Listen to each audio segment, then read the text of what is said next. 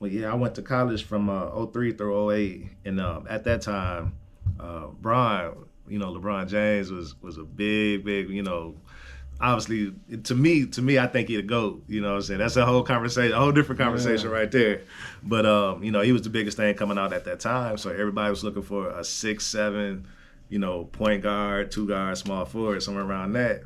And I'm like, bro, I ain't finna cut it, man. You know what I'm saying? Like 5'11", like no. But it worked out for my advantage, man. I was a good shooter, so that's what got me there and got me my education. That was the biggest thing for me. You know what I'm saying? I was like, probably ain't gonna go pro or nothing like that. But at least in college when you realized. Yeah. Oh yeah. Absolutely. So like at least get school paid for it, and I'm good. You know what I'm saying? So. Yeah. So you're a DJ, you have a podcast, you're an artist. What else am I missing? Producer, yeah, and that's mainly it right there, man. I'm a roller skater too. a lot of people just learn that about me. That's another little passion, man. But that's a whole nother conversation. But yeah. Where did it start? As in when you were done with basketball? Definitely the music came along, man. Big shout out to my guy. Doko, Donovan Coley, he's from Fort Wayne, started up Sauna Records, and we were doing like small talent shows, and actually it was kind of during college, during like the off season and stuff, we have some talent shows and stuff, and he went to IPFW, which is whatever they call it now, PFW. Mm-hmm. I went to Tech, and then yeah, man, I used to compete actually at their talent shows. And was winning they shit. Nice. And it was crazy because it's like, yeah, I'm not even a student here, but you know what I'm saying? But we made it work. But yeah, my dude Doko, he does everything from hip hop, R&B, and he mainly known for his electronic music. That's mainly what he does. But yeah, it started with him, man. Like I said, Sauna Records, because he had a studio in his basement, bro, and it was hot as fuck. And he called it the Sauna. Nice. And yeah, bro, that was a classic time. I started getting more familiar with, my sound, what I want to rap about, getting educated with the DAW softwares and stuff like that, and drawing an interest for production and stuff like that. So started picking up beat machines and little 49 key keyboards and figuring it all out, man, all self-taught, you know what I'm saying? So it was one of those things where I had coming out of college or even being in college, already you broke as fuck. You ain't got too much going on, you know what I'm saying? Your whole mind and everything is in college. Your pocket's in college, you know what I'm saying? But the whole thing with that is like, so, I have the funds to get a producer, so I'm going to teach myself how to make beats. Or, trying to DJ some little college parties and stuff. And everybody's like, yo, Tubbs, you know about music. We don't know nothing about music. But they assume that since you know about music that you know how to DJ too. And that's not necessarily the truth, you know what I'm saying? But I ended up, dabbling in that and figured it out. So all of that stuff started becoming self-taught and starting getting a little experience behind it. So and that's kind of how we got up to this point. Yeah. Did you have to get a job at any point, or were you always be able to be self-sufficient? Oh, man. Yeah, definitely self-sufficient, man. It definitely took a lot, especially music-wise, trying to get yourself to a point where you're able to do, some bigger shows and getting in some rooms that you ain't, typically been in before, you know what I'm saying? So elevating from doing the small college stuff, I started getting opportunities to do weddings and stuff, man. And which is crazy because, you come from like college scene or club scene and then ventured into a whole different thing with like marriage and weddings, you know what I'm saying, bro? It's like damn, okay, I can definitely, do this with what I'm doing, you know what I'm saying, as far as making money and being sufficient in the business and stuff like that. Yeah. So when did you produce your first tape? That was 2015. Yeah, 2015. Did you wait purposely after you've gotten all the knowledge to do yourself? Yeah, definitely. For me, man, I didn't want to go the whole route of like taking everything that I learned from Donovan and with Sauna Records. At the time, he moved down to Florida and also to Cali at that time, pursuing electronic music and stuff like that. I kind of started at ground zero again, and I was like, once I got a taste of like what professional sound and stuff sounds like, even though it was out of his house, I was like, man, I can't do a do-it-yourself, aspect with this. I have to get me a nice engineer, a nice, somebody to mix and master this project and make it sound really dope. You know what I'm saying? Put it to an industry standard or radio standard. So yeah, man, I took the time to just wait, save money, and I finally landed a relationship with Jeb Bartley and Dan Middleton, who used to be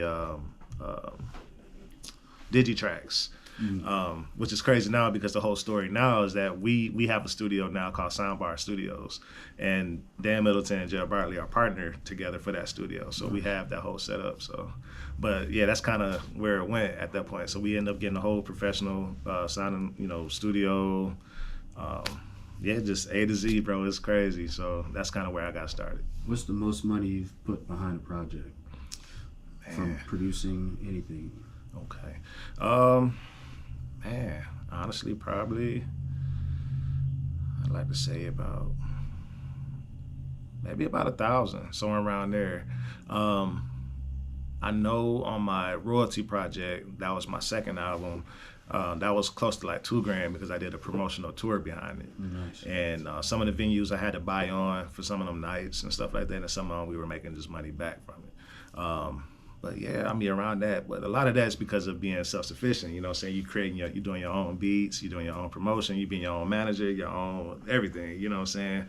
And trying to, cut costs in a good way, but definitely hiring the people in those positions where, for me, the engineer is always major, you know what I'm saying? And I think a lot of times, too, people forget that the DJ is probably the biggest and most important position in your career, too, as a local artist or regional artist or whatever, because radio stations ain't gonna play your shit, and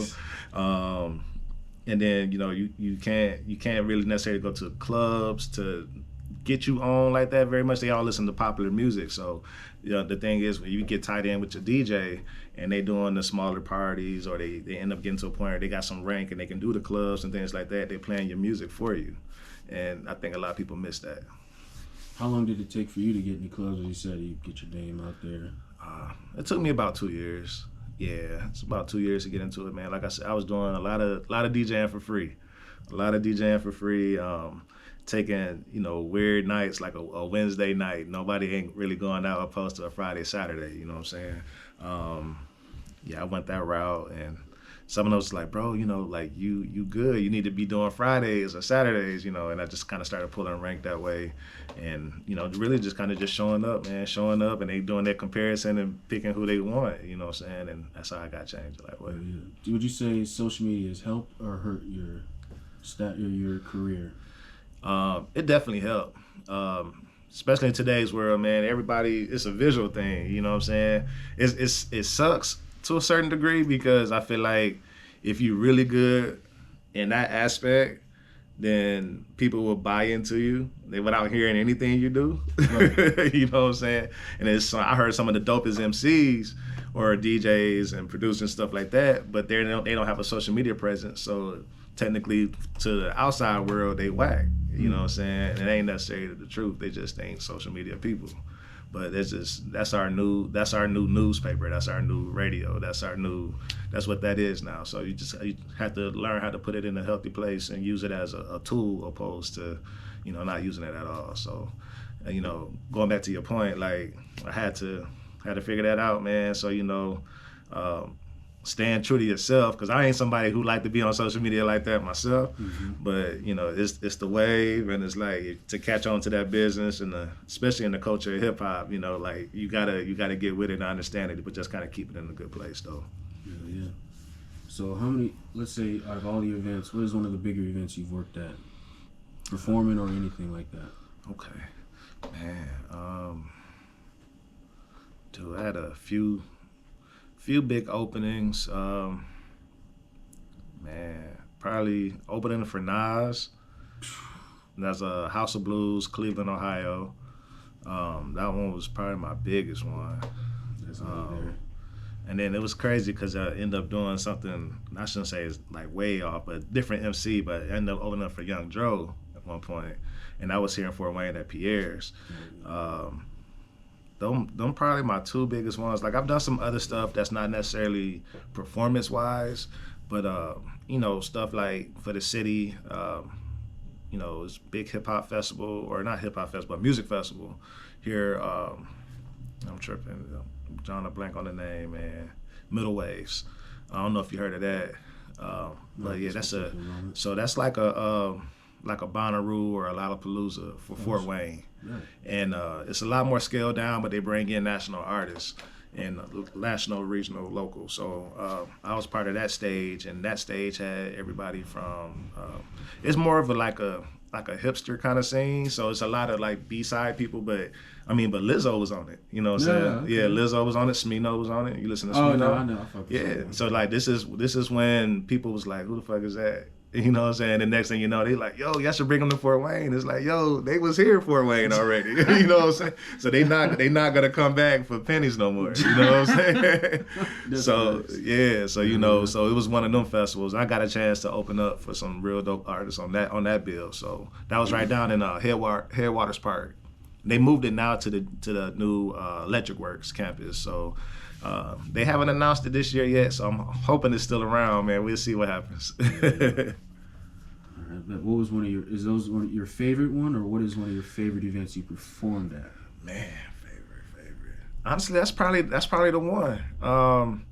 Just because I felt like they value the artist a lot. You know what I'm saying? Like they come to you and be like, yo, tell us we want you to be you.